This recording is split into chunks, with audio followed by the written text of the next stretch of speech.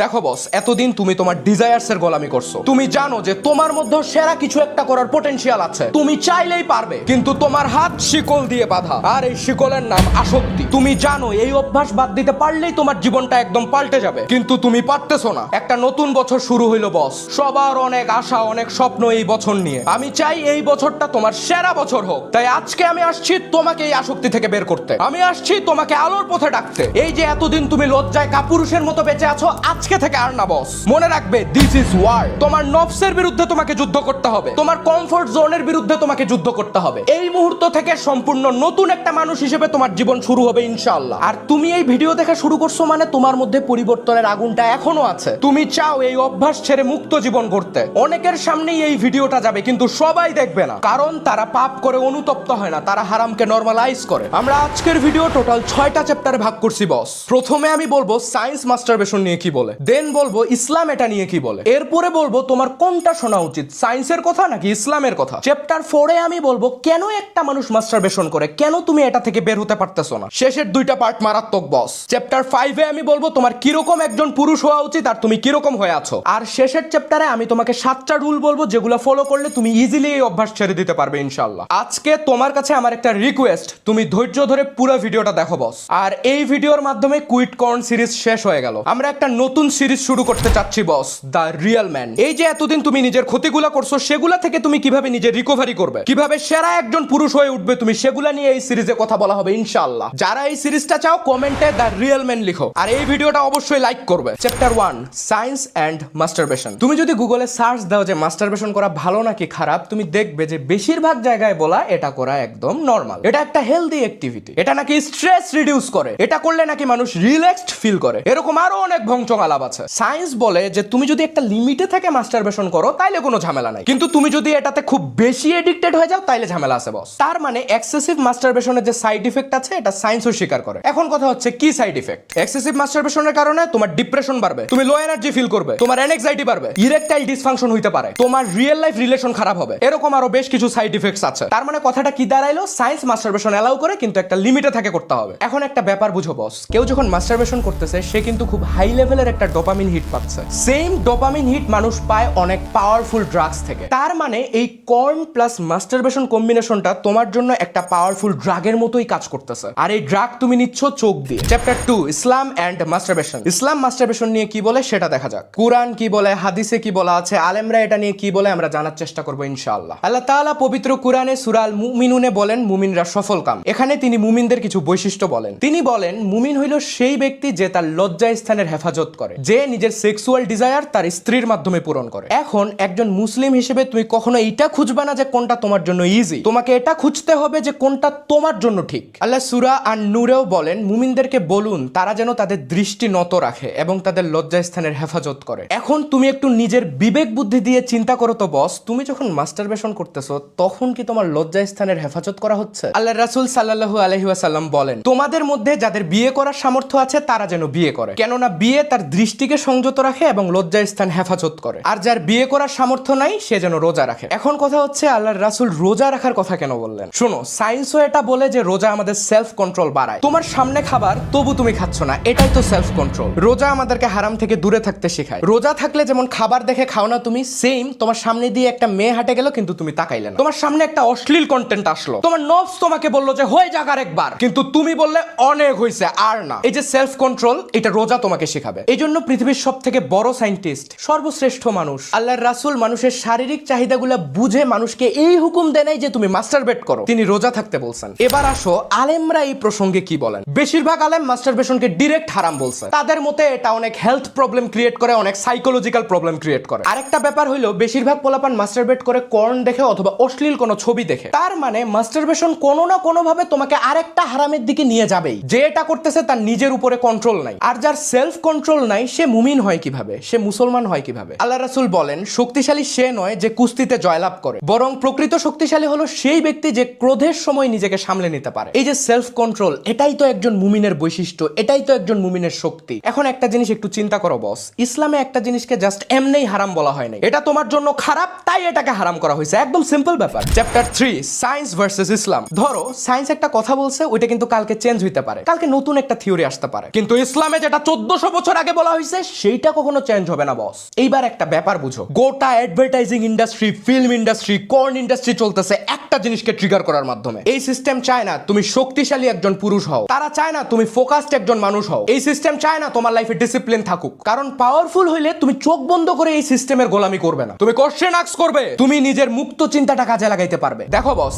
একজন এডিক্টেড মানুষকে কন্ট্রোল করা সব থেকে সহজ। ধরো তুমি কর্ন এডিক্টেড, আমি তোমার হাতে ফোন দিয়ে দিলাম আর ওয়াইফাইটা দিয়ে দিলাম, তুমি এইটা নিয়ে খুশি থাকবে, বাইরের দুনিয়ায় কি হইলো না হইলো এটা নিয়ে তোমার কোনো মাথা ব্যথা থাকবে না। জাস্ট একটু চিন্তা করো বস, এই কর্ন ইন্ডাস্ট্রি কিভাবে গোটা দুনিয়ার মাস্কুলিনিটি নষ্ট করতেছে। এই সময়ে ফোকাস হয়ে কাজ করা কতটা কঠিন হয়ে গেছে। ধরো তুমি কাজ শেষে একটু ফেসবুকে ঢুকলে বা ইনস্টাগ্রামে ঢুকলে, দেখবে কি সব মিনিংলেস অশ্লীল কন্টেন্ট, কোনো ভিত্তি নাই, কোনো যুক্তি নাই, জাস্ট ওই ভিডিওগুলোর ভিউজ দেখিও মিলিয়নস অফ ভিউজ। তার মানে মানুষ কতটা লাইফলেস হয়ে গেছে যে শুয়ে বসে এইসব ফালতু জিনিস দেখতেছে। আর ধীরে ধীরে ছেলেদের মধ্যে মেয়েলি স্বভাব চলে আসতেছে, একটা পুরুষ মানুষ মেয়ের ভেষ ধরতেছে, মেয়েদের মতো ড্রেস আপ করতেছে। একবার চিন্তা করে দেখছো দিন দিন কি অবস্থা হচ্ছে। এবার আসল কথায় আসি বস, এই সায়েন্স কে বানাইছে? মানুষ। মানুষকে কে বানাইছে? আল্লাহ রাব্বুল আলামিন। সবকিছুর মালিক কে? আল্লাহ তাআলা। সর্বশক্তিমান কে? আল্লাহ তাআলা। তাহলে আমরা কার কথা শুনবো? একদম সোজা হিসাব, আমরা আমাদের মালিকের কথা শুনবো, কারণ আমরা একমাত্র তার গোলাম। আমরা কোনো সিস্টেমের গোলাম না, আমরা সায়েন্সের গোলাম না। এখানে তো কমপ্লেক্সিটির কিছু নাই। ইসলামে কোনো কনফিউশন নাই, সায়েন্সে কনফিউশন আছে। ইসলামে কোনো ভুল নাই, সায়েন্সে ভুল আছে। দেখো বস, কিছু কিছু জিনিস আছে যেগুলো গুগল করলে সবসময় সঠিক ইনফরমেশনটা তুমি পাবে না। গুগলে অনেক কিছুকেই নরমালাইজ করা হয়েছে, অনেক কিছুকেই স্বাভাবিক বলে চালায় দেওয়ার চেষ্টা করা হচ্ছে, কিন্তু এগুলা কখনোই স্বাভাবিক না। এই সব বিষয়ে সতর্ক থাকতে হবে তোমাকে আমাকে।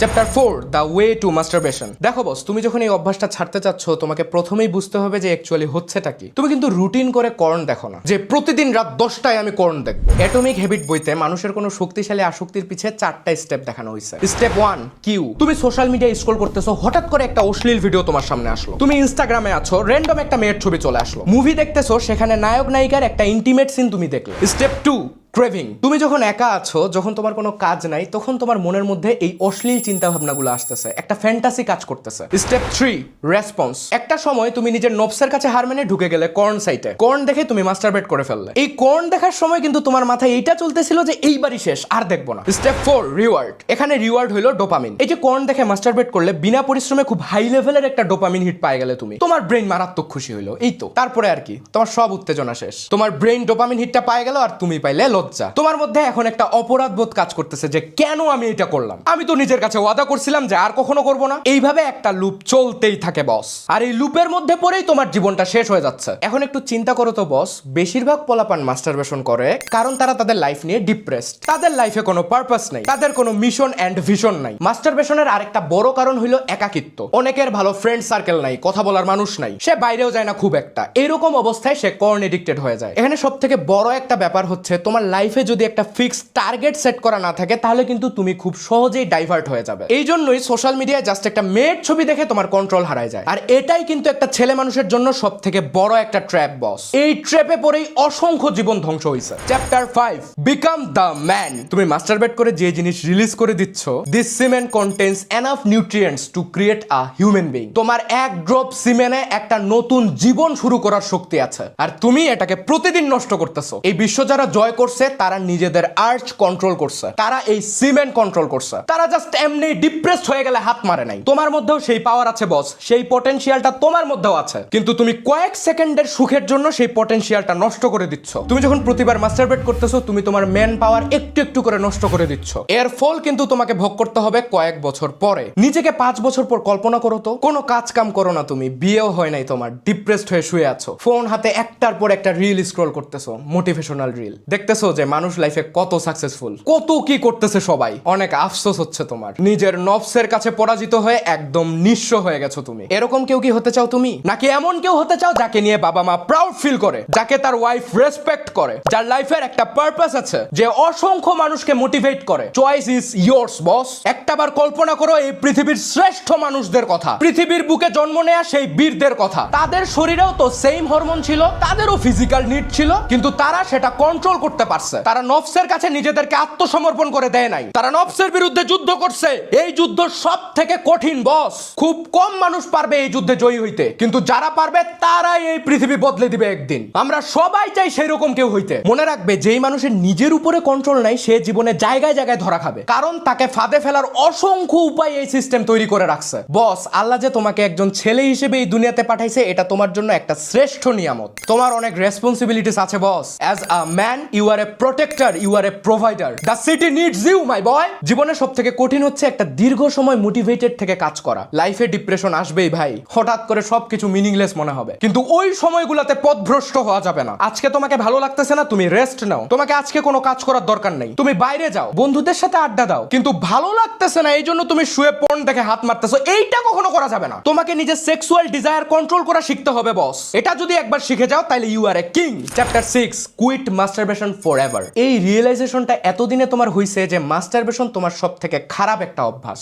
আমি যদি তোমাকে ডিরেক্ট কর্ন দেখা ছাড়ে দিতে বলি, তুমি ছাড়তে পারবে না, কারণ এই কর্ন দেখা মাস্টারবেশনের সাথে রিলেটেড। তাই তোমাকে এই দুইটাই বাদ দিতে হবে। খুব কম মানুষ পারবে, কিন্তু এই কম মানুষগুলাই আজকে থেকে 1 বছর পরে এমন কিছু করে দেখাবে যেটা দেখে সবাই অবাক হয়ে যাবে। দেখো বস, মোটিভেশন দিয়ে আসক্তি দূর করা যাবে না। তোমাকে একটা সিস্টেম বিল্ড করতে হবে, তোমাকে লাইফে ডিসিপ্লিন আনতে হবে, তোমাকে প্রচুর হার্ড ওয়ার্ক করতে হবে, তাইলেই তুমি পারবে ইনশাআল্লাহ। আমি তোমাকে 7টা রুল বলবো, এগুলা ফলো করলে তুমি এই আসক্তি থেকে দূরে থাকতে পারবে ইনশাআল্লাহ। রুল 1, স্টার্ট সালাহ। দেখো বস, যে কোনো আসক্তি থেকে বের হওয়ার সব থেকে শ্রেষ্ঠ উপায় হচ্ছে ঠিকমতো নামাজ পড়া। আমরা অনেকেই খুব তাড়াহুড়া করে নামাজ পড়ি, যেন এটা আমাদের উপরে চাপায় দেওয়া হয়েছে, কিন্তু আমরা এটা ভুলে যাই যে নামাজ তো আমাদের জন্য। সর্বশক্তিমান সেই সত্তার কোনো যায় আসে না আমরা নামাজ পড়লাম কি পড়লাম না, বরং যায় আসে আমার, কারণ আমার একমাত্র আশ্রয় আল্লাহ রাব্বুল আলামিন, আমার একমাত্র ভরসা আল্লাহ। তাই বস, 5 ওয়াক্ত নামাজ খুব মনোযোগ দিয়ে পড়া শুরু করো, দেখবে মনে একটা অদ্ভুত প্রশান্তি কাজ করতেছে। ধীরে ধীরে অশ্লীল চিন্তাগুলো মাথা থেকে চলে যাবে ইনশাআল্লাহ। নামাজ তোমার চাল চলন, কথাবার্তা সবকিছু পরিবর্তন করে দিবে। Rule 2, no phone in bed. দেখো বস, বিছানা ঘুমানোর জায়গা, শুয়ে ফোন চালানোর জায়গা এটা না। শীতের সময় একদম ল্যাপটপ ঢাকা নিয়ে তুমি রিল স্ক্রল করতেছো, এরপরে কি হবে এটা তুমিও জানো আমিও জানি। তাই প্লিজ বিছানায় ফোন নিয়ে যাবে না। ঘুমানোর আগে সুন্দর মতো ফোনটা টেবিলে রাখে ঘুমায় পড়বে, আর যদি ঘুম না আসে একটা বই নিয়ে পড়তে থাকো, এমনিই ঘুম চলে আসবে। Rule 3, remove triggers completely. যত বেহায়া মডেল নায়ক নায়িকা আছে না, সবটিরে ফেসবুক ইনস্টাগ্রামে আনফলো করে দাও, আর যখনই তোমার সামনে কোনো অশ্লীল কন্টেন্ট আসবে সেটারে রিপোর্ট মারে দিবে। তুমি জানো যে কোন জিনিসগুলো থেকে তোমার উত্তেজনা সৃষ্টি হয়, সেই প্রত্যেকটা জিনিসকে তোমার লাইফ থেকে লাফাই বাইর করে দাও। Rule 4, stay busy. দেখো বস, তোমার যদি কোনো কাজ না থাকে, তোমার লাইফে যদি একটা পারপাস না থাকে, তাহলে তুমি এমনি শুয়ে বসে হাত মারবেই। তাই তোমাকে বিজি থাকতে হবে, তোমার জীবন তোমাকেই গুছাইতে হবে। কেউ আসে সবকিছু ঠিক করে দিবে না, হঠাৎ করে তোমার লাইফে একদিন মিরাকেল হয়ে যাবে না। আজকে থেকেই তোমাকে হার্ড ওয়ার্ক করা শুরু করতে হবে। স্কিল ডেভেলপ করো, জিমে যাও, বই পড়ো, একটা গুড ফ্রেন্ড সার্কেল ক্রিয়েট করো, দেখবে যে এই আলতু ফালতু জিনিস চিন্তা করার সময় তুমি পাইতেছো না। Rule 5, beat the urge by moving. যখনই বেশি উত্তেজিত লাগবে উঠে দাঁড়াও, অজু করে আসো। এই ঠান্ডার সময় ঠান্ডা পানি দিয়ে অজু করলে এমনি সিস্টেম হয়ে যাবে। দেন উত্তেজিত লাগলে পুশ আপ দাও, লাফালাফি শুরু করে দাও। এই যে তুমি শরীরটাকে নড়াচড়া করতেছো, দেখবে যে উত্তেজনা ধীরে ধীরে কমে গেছে। রুল 6,